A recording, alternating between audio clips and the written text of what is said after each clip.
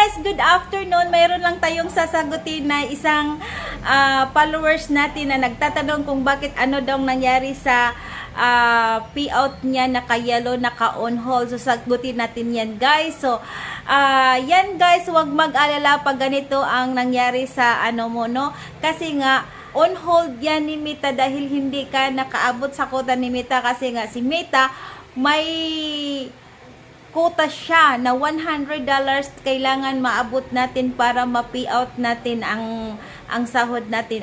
So yan, huwag mag-alala, hindi yan, walang problema sa account natin. So na on hold lang yan dahil nga hindi tayo nakaabot sa quota ni Mita na $100.